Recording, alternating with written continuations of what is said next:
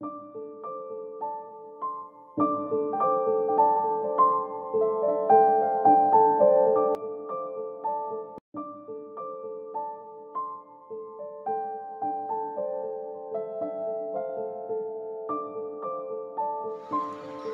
yatim ini tidak dikasih sarapan dan diusir oleh ibu tirinya. Setelah dia dewasa dan sukses, ibu tirinya datang dan menyesal. Ternyata Dion meratapi kepergian ayahnya yang tiba-tiba. Hari itu hujan mengguyur bumi dengan lebatnya, seolah menyirami kesedihan yang memenuhi hati Dion. Ia duduk di sofa, wajahnya pucat pasi, habis menangis. Tatapan matanya kosong, mencerminkan kehampaan yang ia rasakan. Orang-orang datang melayat, menyampaikan belasungkawa mereka kepada Dion. Kadang-kadang mereka mencoba menyemangati Dion, mengusap pundaknya dengan penuh kasih sayang. Teman-teman Dion juga hadir, mencoba membawa sedikit keceriaan ke dalam kesedihan Dion. Namun, begitu mereka pergi, Dion kembali terpuruk dalam kesendirian. Dengan tatapan kosong yang melintas di matanya, ayahnya, meskipun tidak terlalu dekat, tetaplah sosok yang sangat berarti bagi Dion. Mereka terikat oleh ikatan batin yang kuat, terutama setelah kematian ibunya beberapa tahun yang lalu. Dion masih ingat betul hari itu, saat mereka berdua terduduk dalam keheningan, merangkul satu sama lain dalam pelukan hangat, mencoba menghadapi kehilangan yang begitu mendalam.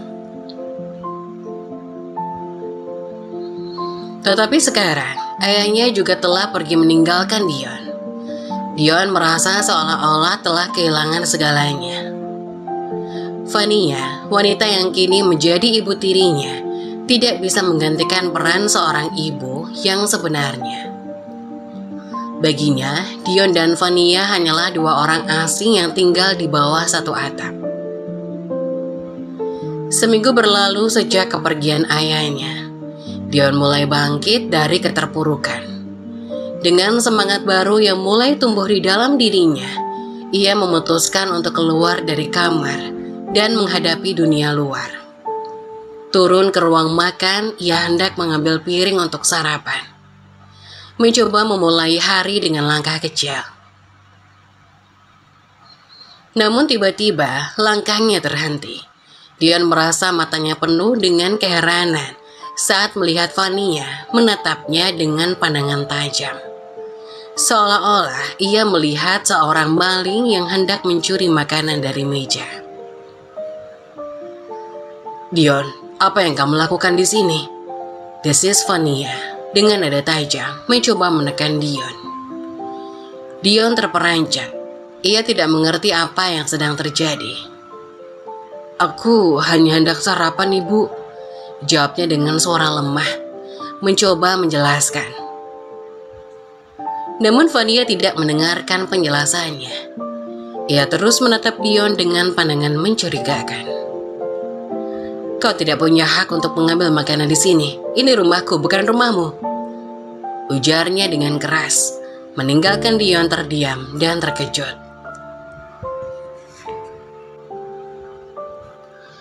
Dion merasa hatinya hancur. Ia tidak mengerti mengapa Vania memperlakukannya seperti ini, terutama setelah kehilangan yang baru saja dialaminya. Ia merasa terbuang, seolah-olah tidak memiliki tempat lagi di rumah ini. Dengan hati yang berat, Dion meninggalkan meja makan. Ia kembali ke kamarnya, mencoba menghadapi kenyataan yang begitu pahit. Meskipun patah hati, ia bertekad untuk tetap kuat dan tidak akan membiarkan perlakuan Vania menghancurkan semangatnya. Namun ketegangan itu tidak berhenti di situ. Malam harinya, Dion mendengar Vania sedang bicara di telepon dengan nada ceria, seolah tidak ada beban sama sekali. Hal itu membuat darah Dion mendidih. Dion keluar dari kamarnya dan menuju ruang tamu tempat Vania duduk. "Kita perlu bicara," kata Dion dengan tegas. Vania meletakkan teleponnya dan menatap Dion dengan senyum mengejek. "Ada apa lagi sekarang?" "Ini rumahku," kata Dion dengan suara tegas. "Aku telah tinggal di sini sejak kecil. Ini rumah milik ayahku." Vania tertawa kecil, tawa yang penuh sinisme. "Rumahmu? Dion, kau benar-benar naif. Rumah ini adalah mahar pernikahanku dengan ayahmu. Semuanya sudah ditandatangani oleh ayahmu sebelum dia meninggal, jadi secara resmi rumah ini milikku." Dion terdiam sejenak, mencoba mencerna apa yang baru saja dikatakan Vania. "Kau bohong," katanya dengan suara gemetar. "Ayah tidak mungkin melakukan itu. Dia tahu betapa pentingnya rumah ini bagiku." Vania bangkit dari tempat duduknya dan mendekati Dion. "Percayalah Dion, ayahmu sangat mencintaiku, dan dia ingin memastikan aku memiliki masa depan yang aman. Jadi dia memberikan rumah ini sebagai mahar pernikahan kami. Kau tidak punya hak apa-apa di sini." Dion merasakan kemarahan membuncah di dadanya. "Bagaimana bisa kau begitu kejam? Ayah baru saja meninggal, dan kau sudah mengklaim semuanya." Vania menatap Dion dengan mata dingin. "Kau masih muda, Dion. Kau harus belajar bahwa dunia ini tidak selalu adil. Sekarang pergilah dari sini. Aku tidak ingin melihatmu lagi." Dion merasa dunia seolah runtuh di sekelilingnya. Dengan air mata yang mulai mengalir, ia berlari keluar dari rumah, meninggalkan kenangan masa kecilnya dan segala hal yang pernah ia cintai. Ia berjalan tanpa tujuan, membiarkan air mata mengalir deras di pipinya. Tanpa sadar, langkah kakinya membawanya ke makam ayahnya. Dion jatuh berlutut di depan makam, memeluk nisan ayahnya dengan erat. "Ayah, kenapa kau meninggalkanku? Mengapa kau melakukan ini padaku?" Tangisnya penuh kesedihan. Dalam keheningan pagi, Dion merasakan kesepian yang mendalam. Tetapi di balik kesedihan itu, dia tahu bahwa dia harus bangkit. Ayahnya mungkin telah membuat kesalahan, tetapi Dion tidak akan membiarkan hal itu menghancurkan hidupnya. Dengan tekad yang baru, Dion berjanji pada dirinya sendiri bahwa ia akan mencari cara untuk melanjutkan hidup. Ia akan lebih kuat seperti yang selalu diajarkan ayahnya. Dan suatu hari nanti, ia akan membuktikan bahwa ia bisa bertahan, meskipun dunia ini penuh dengan ketidakadilan. Pagi itu di bawah langit yang terang dan matahari yang terik, Dion menemukan kekuatan dalam dirinya untuk melangkah maju. Kehidupan mungkin akan penuh dengan rintangan, tetapi Dion siap menghadapi semuanya dengan semangat dan keteguhan hati yang tak tergoyahkan. Tidak tahu harus menginap di mana, Dion berjalan sejauh 1 kilometer dari makam ayahnya. Keringat mengalir di pelipisnya di bawah terik matahari yang menyengat. Ia merasa kehilangan dan putus asa. Tidak ada kerabat dekat yang bisa ia datangi. Semuanya berada di luar pulau atau kota. Menghubungi mereka pun belum tentu ada hasil. Mungkin mereka terlalu sibuk untuk merespon. Dengan kantong kosong, Dion hanya memiliki ponsel di sakunya dan tubuhnya yang lemas karena lapar. Ia berjalan terus sampai menemukan pohon rindang di pinggir jalan. Ia duduk di bawahnya, mengipasi wajahnya yang berkeringat dengan tangan, sambil memandang lalu lalang kendaraan yang melintas. Kebanyakan pengendara motor dan mobil tidak memperhatikannya, seolah-olah dia adalah bagian dari latar belakang kota yang sibuk. Dion menyender ke batang pohon, mencoba beristirahat meskipun hatinya penuh dengan kegelisahan. Tanpa tempat tujuan, ia merasa terombang-ambing di lautan ketidakpastian. Mengadu kepada ayahnya yang sudah tiada terasa sia-sia, hanya membuat hatinya semakin berat. Dunia ini terasa sangat dingin dan tak berperasaan. Dan ia tahu bahwa mengharapkan bantuan dari orang asing adalah mimpi yang terlalu jauh untuk dijangkau. Dion merenung, mengingat kenangan masa kecilnya di rumah yang kini telah menjadi milik Vania. Betapa ayahnya pernah mengajaknya bermain di halaman, mengajarinya naik sepeda dan duduk bersamanya di ruang tamu saat malam tiba. Semua kenangan itu kini hanya tinggal bayangan di benaknya, menyisakan rasa sakit yang tak tertahankan. Ia menatap langit yang cerah, berharap hujan tidak turun. Jika hujan, ia akan benar-benar tanpa tempat berteduh di tengah kota yang asing ini. Satu-satunya tempat berlindung yang mungkin adalah ruko-ruko yang belum tentu terbuka. Dalam diam, Dion berdoa agar setidaknya cuaca bersahabat dengannya, memberikan sedikit rasa nyaman di tengah ketidakpastian. Waktu berlalu, dan Dion masih duduk di bawah pohon, mencoba mencari ketenangan. Seorang ibu-ibu parubaya yang lewat dengan membawa tas belanja melihatnya sejenak, namun tidak berkata apa-apa. Dion merasa seperti hantu, transparan, tak terlihat oleh orang-orang yang sibuk dengan urusan mereka sendiri. Kelaparan semakin mendera perutnya, namun Dion berusaha menahan. Ia mencoba berpikir jernih tentang apa yang harus dilakukan selanjutnya. Mungkin ia bisa mencari pekerjaan serabutan di sekitar sini, atau mungkin mencoba keberuntungannya di tempat lain. Namun semua itu terasa begitu jauh dari jangkauannya saat ini. Dion menarik napas dalam-dalam, mencoba mengumpulkan kekuatan. Ia tidak bisa terus-menerus berada di sini. Harus ada sesuatu yang bisa dia lakukan untuk memperbaiki keadaannya. Ia mengingat kata-kata ayahnya yang sering berkata bahwa hidup adalah tentang bertahan dan mencari jalan keluar di tengah kesulitan. Kata-kata itu kini menjadi satu-satunya pegangan yang ia miliki. Dengan tekad yang baru, Dion bangkit dari duduknya. Ia memutuskan untuk berjalan, menyusuri jalan, mencari tanda-tanda kehidupan yang mungkin bisa memberinya harapan. Meskipun langkahnya berat dan hati penuh keraguan, Dion tahu bahwa ia harus terus bergerak.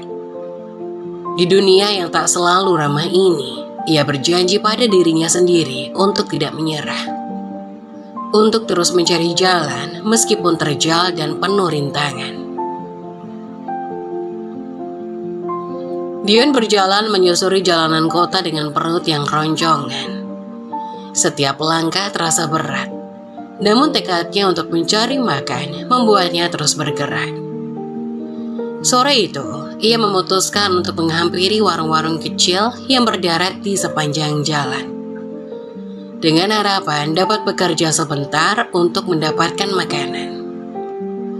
Dion mulai mendekati setiap warung dan menawarkan tenaganya. Setelah beberapa kali ditolak, Dion menemukan sebuah warung kecil yang tampak sibuk. Pemilik warung, seorang pria parubaya yang terlihat kewalahan melayani pelanggan, berhenti sejenak saat Dion mendekat. "Pak, saya bisa bantu cuci piring atau apapun yang Bapak butuhkan. Saya tidak minta bayaran, hanya makanan," kata Dion dengan nada memohon. Pemilik warung itu menatap Dion sejenak, kemudian mengangguk. "Baiklah, kalau kamu bisa bantu di dapur, saya akan beri kamu makan." Dion segera masuk ke dapur dan mulai mencuci piring yang menumpuk. Air mengalir deras dari keran, dan dengan cekatan Dion membersihkan piring, gelas, dan peralatan masak lainnya. Ia bekerja tanpa henti, bahkan membantu menyiapkan pesanan saat pemilik warung meminta. Dion bekerja dengan cepat dan teliti, memastikan semua alat makan bersih dan siap digunakan kembali. Setelah semua pelanggan terlayani dan warung mulai sepi, pemilik warung itu menghela napas lega. Ia menyiapkan satu porsi makanan untuk Dion dan menyerahkannya dengan senyum. "Ini untuk kamu, makanlah di sini saja," kata pemilik warung menunjuk sudut dapur yang sepi. Dion mengambil makanan itu dengan tangan yang sedikit gemetar, menandakan betapa laparnya dia. Ia duduk di samping tempat cucian, menyantap makanan dengan lahap namun tetap sopan. Sementara itu, pemilik warung duduk di sampingnya, memperhatikan cara makan Dion dengan penuh perhatian. "Kamu kelihatannya sangat lapar. Kenapa bisa sampai begini?" tanya pemilik warung, suaranya lembut. Dion berhenti sejenak, memikirkan jawaban yang tepat. Ia tidak ingin membicarakan masalah keluarganya dengan orang asing. Namun, ia juga tidak ingin berbohong. "Orang tua saya baru saja meninggal, Pak. Saya tidak punya tempat tinggal lagi," jawab Dion, berusaha terdengar tenang meskipun hatinya penuh kesedihan. Pemilik warung mengangguk pelan, tampak mengerti. "Kamu masih muda, tapi sudah harus menghadapi cobaan yang berat. Kalau kamu butuh pekerjaan, kamu bisa bantu di sini setiap hari. Mungkin tidak banyak, tapi setidaknya kamu tidak akan kelaparan." Mata Dion berkaca-kaca mendengar tawaran itu. "Terima kasih, Pak. Saya sangat berterima kasih." Pemilik warung tersenyum.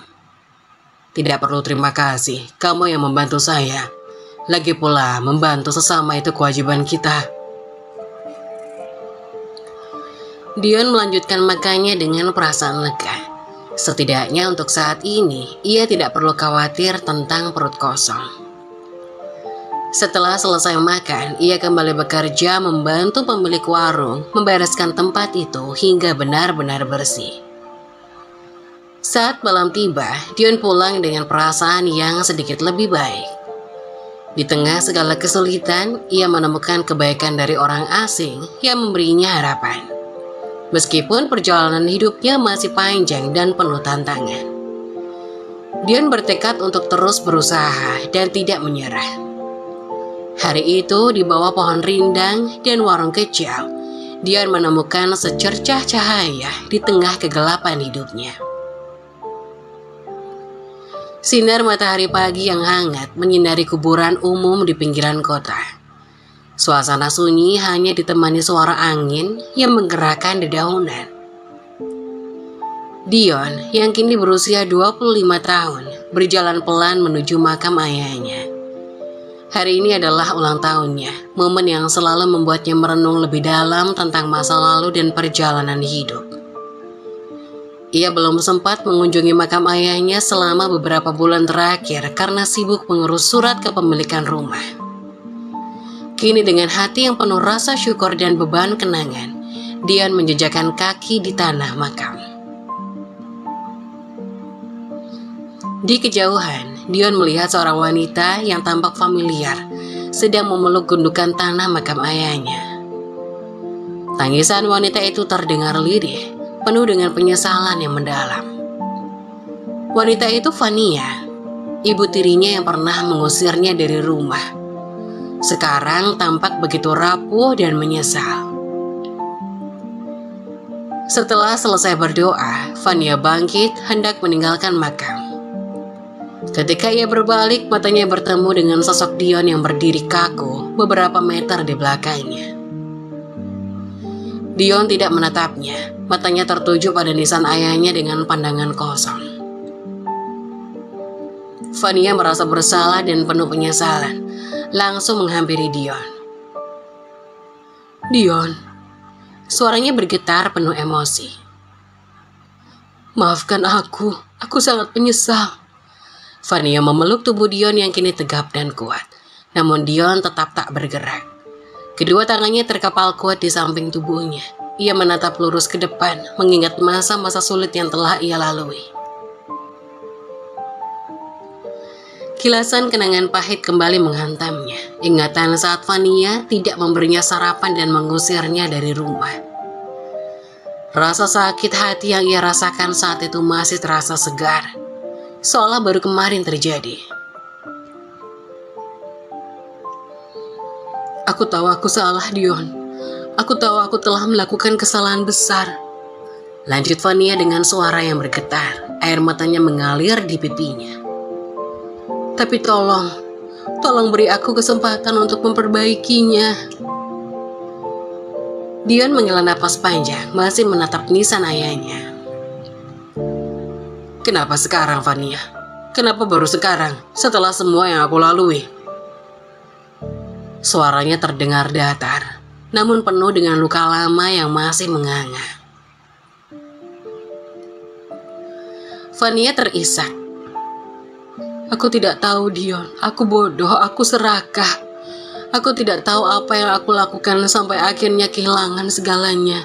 Kehilanganmu, kehilangan ayahmu. Dion akhirnya mengalihkan pandangannya pada Vania. Mata mereka bertemu. Vania bisa melihat rasa sakit dan kekecewaan yang mendalam di mata Dion. Dia tidak marah, hanya ada kepedihan yang begitu dalam. Ayah akan selalu menjadi bagian dari hidupku, kata Dion pelan. Tapi aku harus menjalani hidupku sendiri. Semua yang aku capai sekarang adalah hasil dari pengorbanan dan kerja keras, tanpa bantuan siapapun. Vania terisak semakin keras, memeluk Dion dengan erat, seolah takut kehilangannya lagi. Aku bangga padamu, Dion. Meski aku tidak layak mengatakannya, aku benar-benar bangga padamu. Dion tidak membalas pelukan itu. Namun ia tidak lagi terlihat kaku. Ada ketenangan dalam dirinya.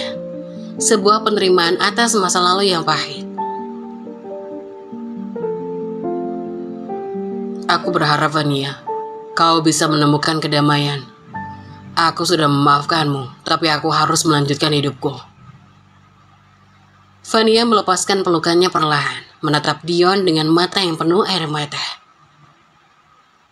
Terima kasih, Dion. Itu lebih dari yang pantas aku dapatkan. Dion mengangguk kecil, kemudian berbalik pergi, meninggalkan makam ayahnya. Di hatinya, ia tahu bahwa perjalanan hidupnya masih panjang. Namun ia siap menghadapi apapun yang datang. Dan di balik semua itu, ia menemukan kekuatan dalam dirinya untuk memaafkan dan melanjutkan hidup dengan lebih baik.